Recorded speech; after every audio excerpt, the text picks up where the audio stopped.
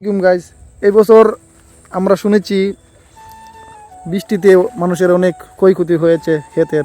তো কোন দিকটা ক্ষতি হয়েছে আমরা এখন জানতে পারবো দুইজন কৃষক ভাইয়ের কাছে, ওইখানে দাঁড়িয়ে আছে। তো চলেন তারা কি বলে আমরা শুনি। তো গাইজ আমরা এখন জিজ্ঞেস করবো, দেখি কি বলে। আসসালামু আলাইকুম ভাই। ওয়ালাইকুম সালাম। আচ্ছা, এখানে কিসের জন্য দাঁড়িয়ে আছেন? এখানে ভাই আসছি আমার জমিনগুলো দেখার জন্য। আচ্ছা ওয়েট ভাই, একটু মোবাইলে ধরো তো।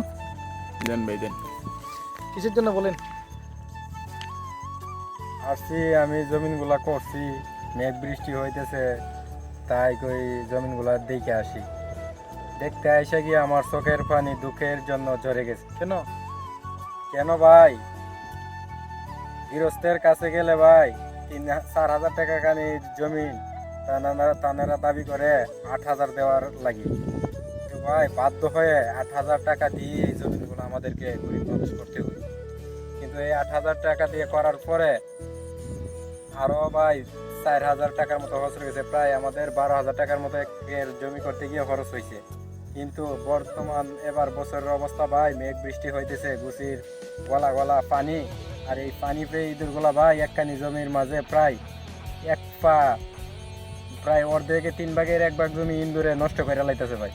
এখন প্রায় 12,000 টাকা মতো খরচ হয়ে গেছে একখানি জমির মাঝে, এখন 3 ভাগের 1 ভাগ নষ্ট করতে ফেলতেছে ইন্দুরে।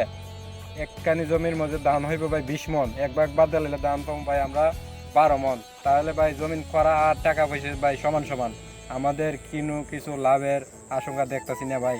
এখন জমি দেখতে আইসা ভাই এটাই দুঃখ প্রকাশ করতেছি, আর চোখ দিয়ে পানি ঝরার মতো একটা মনোভাব, কষ্ট লাগতেছে মনের মাঝে। কি করব এবার? আকাশের অবস্থা ভালো না, এবার বৈশাখীর অবস্থা ভালো না। আল্লাহর কাছে ভাই দোয়া করতেছি, আপনারা ভাই দোয়া করবেন যেন আল্লাহ তাআলা ভালো সুবৈশাখী আমাদেরকে দান করে।